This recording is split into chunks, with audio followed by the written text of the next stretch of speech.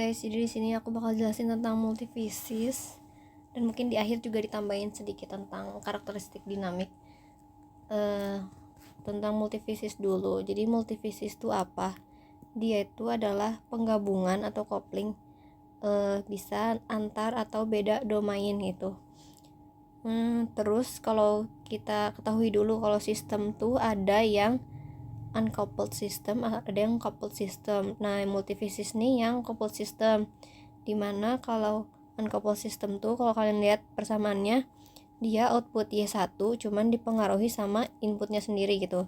Kalau di coupling, dia tuh output Y1 dipengaruhi oleh input dari U1 sama input dari U2 gitu. Nah, ada dua jenis multifisis, ada yang domainnya sama ada yang beda.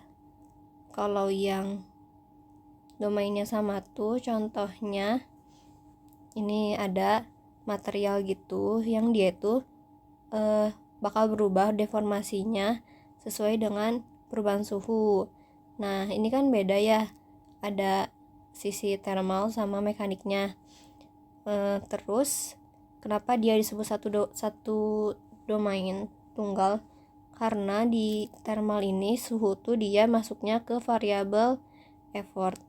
Terus di mekanik juga deformasi masuknya ke variabel effort. Kalau misalnya kalian belum tahu effort sama flow itu apa, jadi effort tuh dia tuh variabel yang kayak gaya, terus tegangan, torsi, terus apa ya, tekanan gitulah, yang menjadi penyebab yang menghasilkan flow. Contohnya tuh kayak arus, kecepatan, laju aliran, volume, dan lain-lain gitu. Nah, kalau di bone graph tuh istilahnya tuh dia transformer kalau misalnya sama domainnya. Jadi dia tuh cuman ngubah skalanya. Jadi di domain effort diubah ke domain effort lagi gitu di persamaan dari sistem ini. Nah gitu,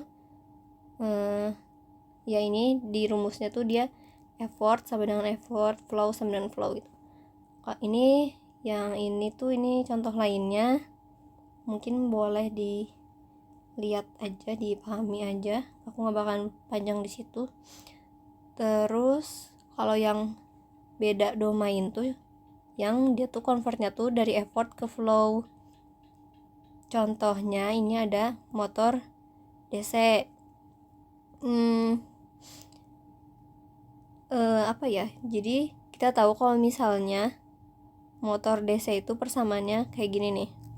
Jadi torsi yang dihasilkan outputnya tuh dipengaruhi oleh arus dari rangkaian listriknya. Jadi ini penggabungan listrik ke mekanik ya. Nah, ini kan torsi itu dia apa tadi, effort. Sedangkan arus tuh dia flow. Jadi makanya dia disebut terkouple beda domain itu. Oke, kalau udah situ, ini juga nih rumusnya effort sama dengan bla bla flow. Kita sebenarnya kalau multifisis ini nggak tahu ya soal yang bakal keluar kayak gimana, karena dari tahun-tahun sebelumnya tuh kayak selalu yang keluar tuh bone graph dari multifisisnya. Cuman kan tahun ini nggak ada bone graph, jadi kayak bingung juga sebenarnya bakal keluar tuh apa. Cuman di sini aku bahas dari PPT bapaknya aja. Ini lebih ke konsep sih, siapa tahu nanti ditanya. Jadi coba dulu ya. Jadi ada termomekanik. Contohnya ada strip bimetal ini. Dia kan transfer dari termo ke mekanik ya. Jadi si material ini tuh ceritanya ada dua material yang dijadiin satu gitu. Terus jadi ada dua lapisan gini. Nah dia tuh bakal berubah kalau misalnya dia bakal melakukan gini kalau misalnya ada perubahan suhu.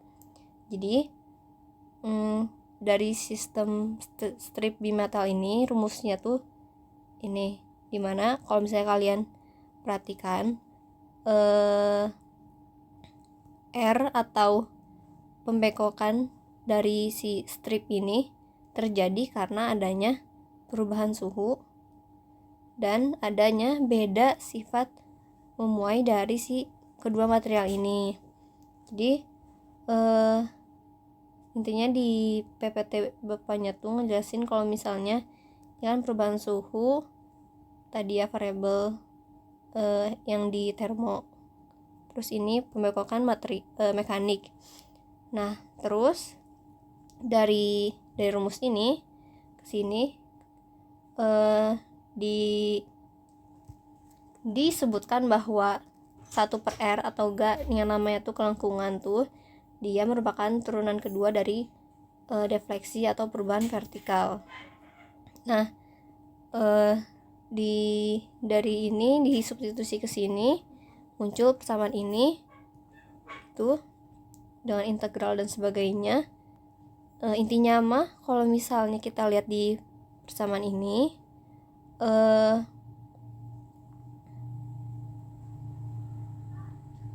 kalau misalnya lagi di kondisi nggak ada kondisi normal dimana x-nya itu 0. Kalau x 0 kan x tuh nih dia menjelaskan kalau misalnya kapan dia mulai membengkok kan si variabel x ini. Nah kalau misalnya x-nya 0 berarti artinya si stripnya masih lurus kayak gini. Dimasukin aja nilai z-nya, z x 0 nya pasti 0 juga karena kan ya dia belum melengkung kan. Nah terus disubstitusi ke sini ternyata konstanta C1 sama C2 nya 0. Nah intinya gitu sampai akhirnya ketemu aja dari sini ke rumus ini dimana defleksi sama dengan K delta theta.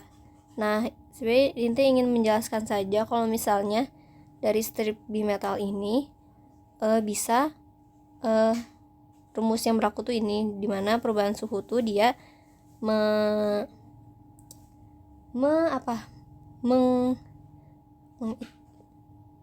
dimana perubahan suhu membuat adanya defleksi, jadi termomekanik gitu kan. Oke, nah terus di PPT-nya bapaknya juga dia tuh tiba-tiba aja pemodelan sistem. Kenapa? Karena sebenarnya pengen diketahui gitu, dia tuh bengkoknya secara instan atau ternyata bisa berosilasi gitu. Nah jadi dari ini dimodelkan dengan sistem seperti ini, dimana kalau misalnya kita tinjau nih dari teori UTS ya, ini kan kalau misalnya ninjau di titik Z, posisi Z, ada gaya F ekuivalen dikurang konstanta damper berarti ini dikasih, terus sama dikurangi konstanta pegasnya gitu ekuivalennya. Nah dari sini kalau misalnya kalian lupa ya, jadi ini tuh posisi yang ditinjau, sini tuh posisi kakinya satu lagi ada di mana. Kalau ini kan di ground ya, C itu. Oke. Terus ini dari sini ke sini, dan si F ekuivalennya tuh disebutnya dia dia tuh adalah gaya internal yang terjadi karena tadi suhunya berubah kan, dia muncul deformasi kan. Nah pasti dia ada gaya kan. Nah dia menyebutkan tuh dengan F ekuivalen gitu. Terus nah dari persamaan ini pengen diselesaikan nih, berarti kan kita harus nyari si M nya dulu. Nah ini mah sisanya hal-hal yang kayaknya nggak akan keluar di ujian sih, kayak ngitung-ngitung gini, gak tau juga sih. Pokoknya dihitung sampai ketemu M nya berapa, sama berarti harus nyari juga F ekuivalennya yang rumusnya ini kayak rumus pegas sih, kayak F sama dengan Kx gitu kan. Nah K nya dari mana, lagi-lagi nih rumus pemodelan dari sistem ininya, terus udah aja ditemukan nilai K nya berapa sampai akhirnya ketemu aja si F ekivalennya tuh persamaannya kayak gini. Nah, kayak gini ya. Nah, dari sini kita tahu bahwa ada transfer energi di mana variable effort thermal berupa suhu dia melakukan scaling lah ya ke effort mekanik berupa apa ini? Gaya. Gitu. Jadi ini kalau disebut nih multifisis satu domain. Terus kalau misalnya kita lihat ini F ekivalennya disubstitusi ke persamaan yang satu, jadi kayak gini. Sehingga nanti tuh kalau kita lihat persamaan ini, dia kan jadi istilahnya si inputnya tuh si beda suhu, terus outputnya tuh si Z-nya, Z atau deformasi gitu. Nah, udah ketahuan fungsi transfernya gimana dari sini, lalu dilakukan simulasi dengan MATLAB. Jadi bisa tahu aja kalau misalnya ternyata sistem ini tuh berosilasi gitu. Itu aja kalau misalnya ini tentang termomekanik. Terus kalau misalnya tentang elektrotermomekanik, dia emang kelihatan lebih, ini ada 3 ya, elektro, termo, sama mekanik. Jadi ceritanya tuh dari energi listrik yang diberikan, dia tuh arusnya tuh akan memberikan panas gitu. Dimana di sini kan ada fix end, terus ada rangkaian listrik, terus ada batang nih. Nah, jadi tadi karena ini dialiri, jadi dia tuh jadi satu loop rangkaian gitu, dimana si batang ini tuh berperan sebagai kayak hambatan rangkaiannya, resistornya. Nah, jadi dengan dialirinnya energi listrik tuh, dia tuh nanti akan muncul panas, dimana ini lagi-lagi multifisisnya nih, ada variable effort elektrikalnya, yaitu tegangan yang diberikan ke sistem, dan dia itu memberikan output berupa flow dari thermal gitu, panas ya, kalor. Berarti ini yang beda domain ya. Terus dari panasnya itu diterima oleh batang ini. Nah, batang ini tuh material yang sifatnya tuh kalau misalnya beda suhu terjadi pemuaian dan deformasi gitu, kayak material yang di atas. Ya, ini lagi-lagi rumus yang kayak tadi ya, sama lah kayak tadi, beda suhu mengalami deformasi gitu. Nah, karena mengalami pemuaian gini, nanti nilai hambatan di batang ini tuh berubah dengan persamaan ini gitu. Jadi hambatan saat memuai itu diakibatkan karena adanya perubahan suhu gitu. Nah, terus kita balik lagi nih, karena dia itu satu loop, nanti si resistor nilai hambatan ini sendiri tuh bakal mempengaruhi lagi ke atas. Jadi ini kayak feedback system gitulah. Itu tentang termomekanik. Nah, udah kalau teori gitu. Terus sebenarnya ini lagi-lagi aku gak tahu yang nanti di keluar bakal kayak gimana, cuman aku di sini bakal jelasin aja kalau misalnya dihadapkan sistem multifisis kayak gini, ngertinya gimana sih gitu. Nah, kalau kita tahu lihat gambar ini, yang multifisis apa aja, berarti ini kan ada rangkaian listrik ke mekaniknya, motor DC nih. Nih, balik lagi ke catatan di atas, kalau misalnya motor DC tuh masuknya ke terkopel beda domain. Nah, terus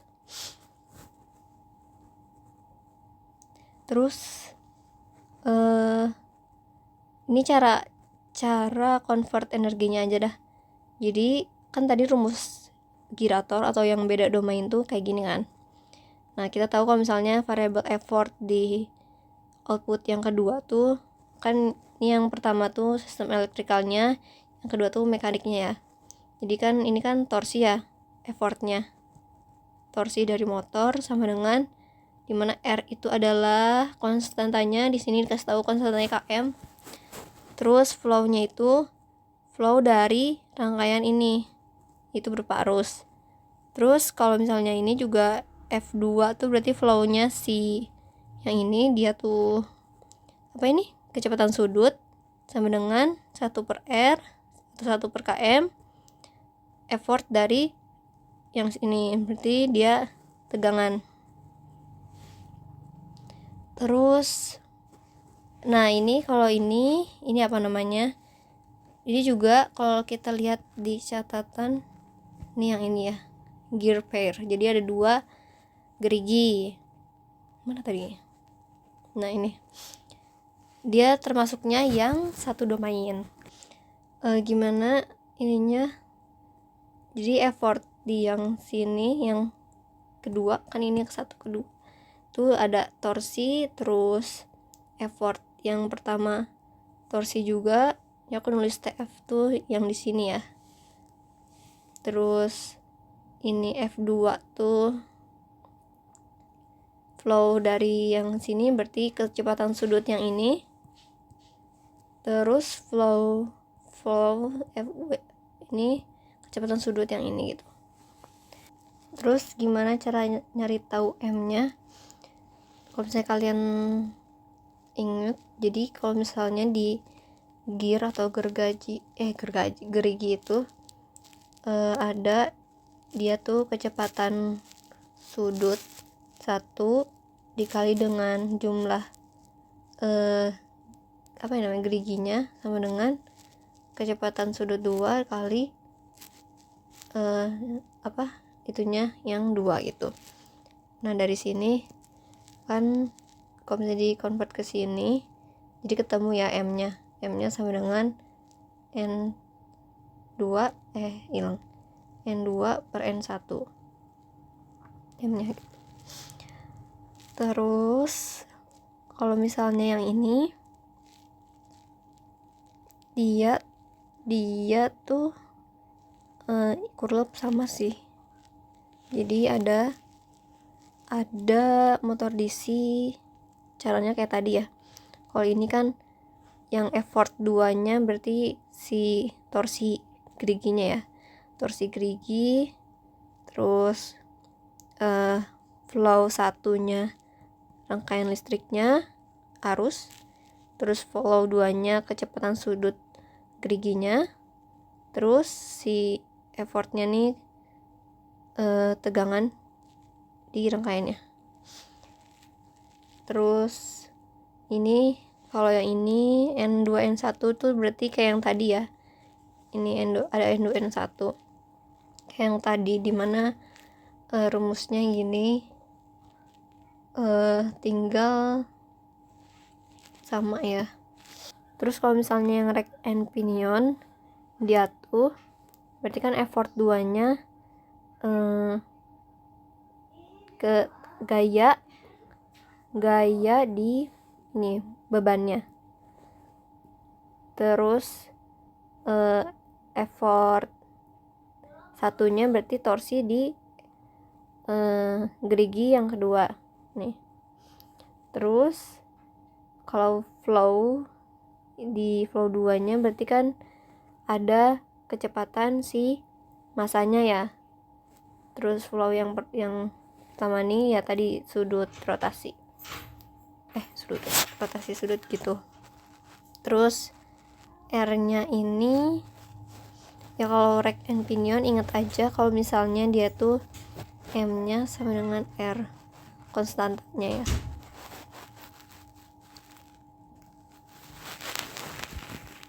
Dimana R itu jari-jari atau pitch radius dari pinionnya gitu. Terus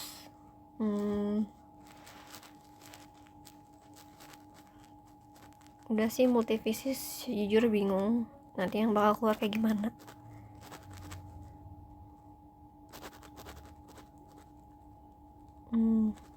Oke. Kita lanjut ke karakteristik dinamik tambahan ya. Mungkin Ferry udah jelasin ini juga, cuman ini tambahan doang. Jadi yang mau aku tekanin di sini tuh nanti di sebuah sistem tuh ada persamaan karakteristik. Nih ms kuadrat plus bs plus k sama dengan 0. Nah, akar-akar dari persamaan ini dia itu bakal menunjukkan gimana sih respon sistem kita secara alami gitu. Nah, akar-akar kan misalnya gini ya, ada sumbu realnya sama sumbu imajinernya. Nah, kalau yang realnya ini dia ada interpretasinya. Kalau misalnya dia nilainya positif, berarti sistem kita nggak stabil.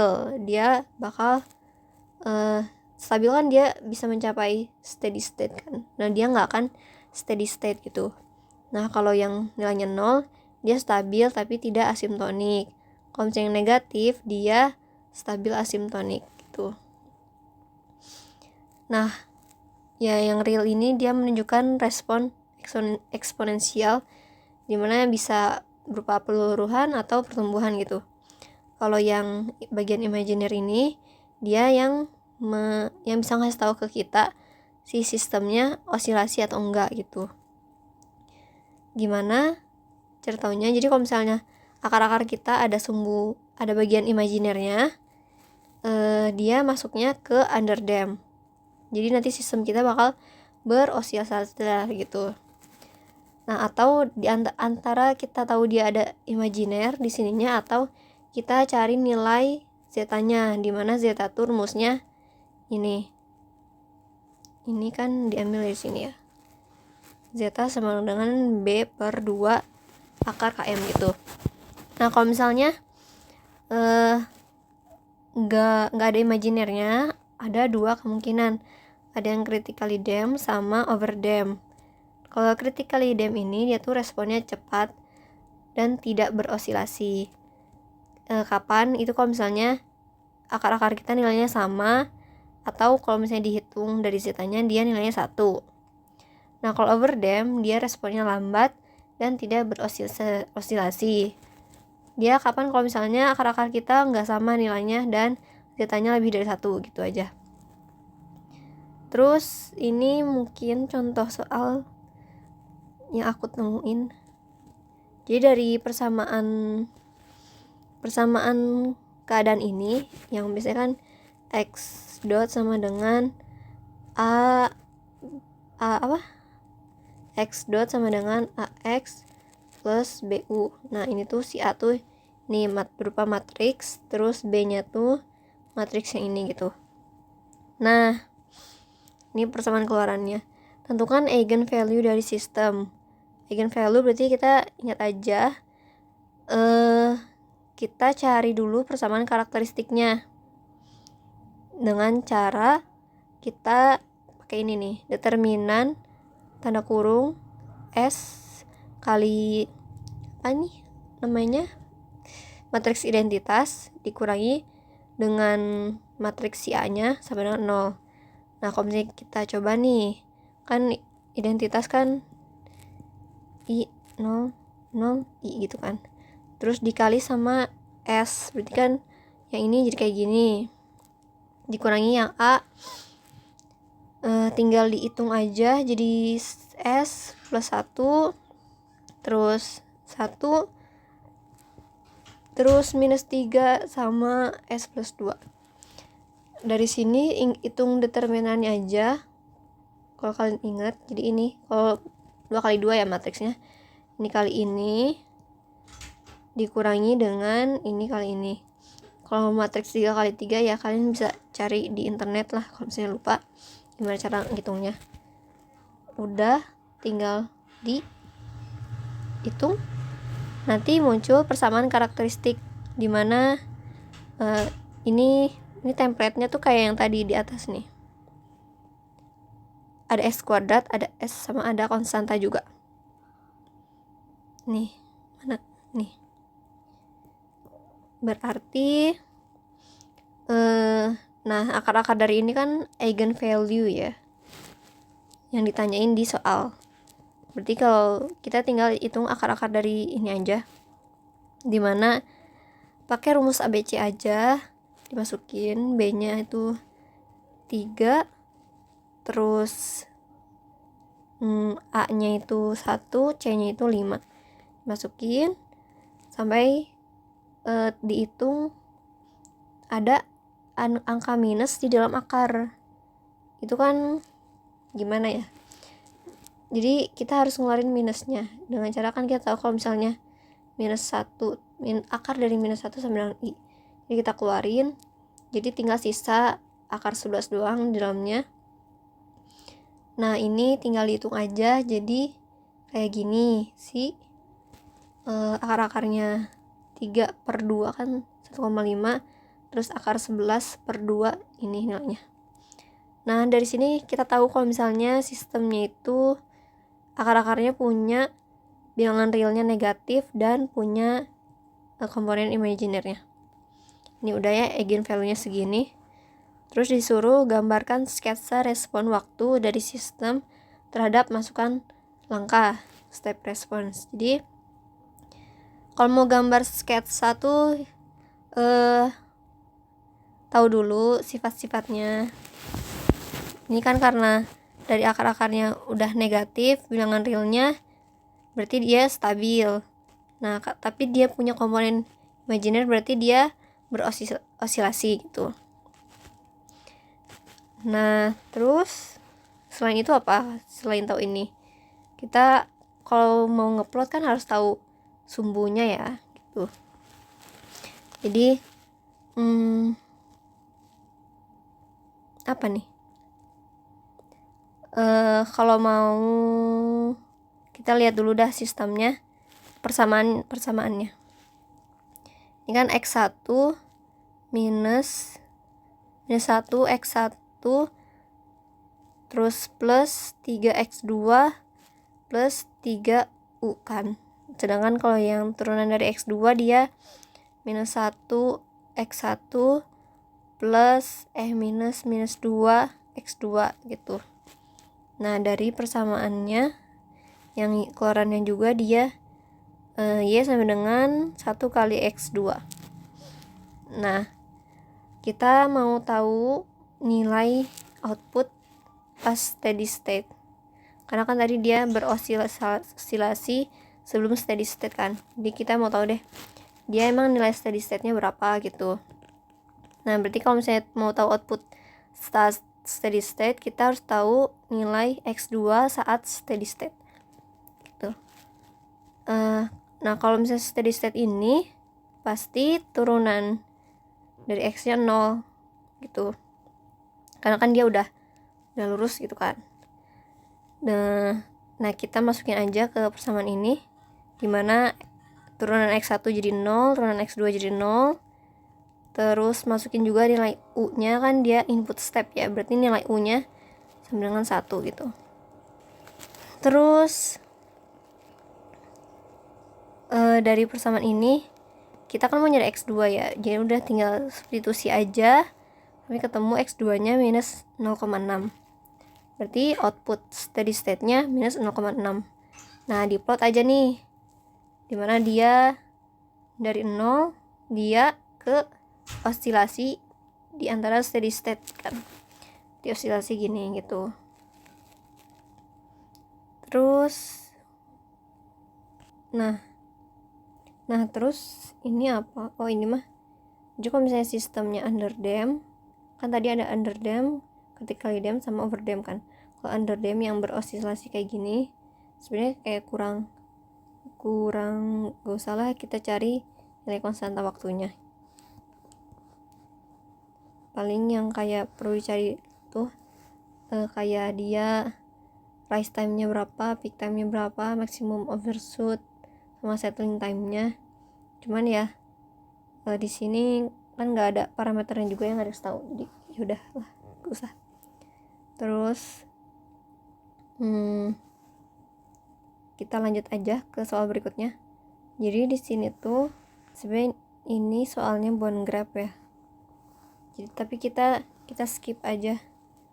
Skip bond graph-nya.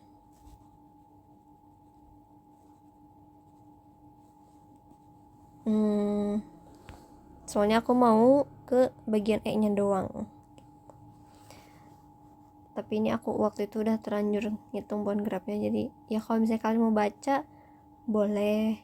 Siapa tahu kalian orangnya trust issue, takut tiba-tiba nanti di ujian ada bond graph, ya boleh. Mau nanya PC juga boleh lah gitu. Terus kita langsung aja ke bagian E ya, dimana ini bagian D dulu. Jadi kalau udah tahu persamaan keadaannya nih, ceritanya dari bond graph ini kita tahu persamaan keadaan. Nah, kita disuruh hitung nilai eigennya kayak tadi ya, nilai eigen. Ini bagian D. Jadi dari ini persamaan keadaan ini, cara ngitung nilai eigennya kayak tadi, dihitung determinan SI minus A sama dengan 0 itu. Dimana SI-nya kayak gini, terus minus A-nya kan ini ya. Terus tadi aku udah substitusiin dengan angka-angka yang di soal. Tinggal dihitung aja.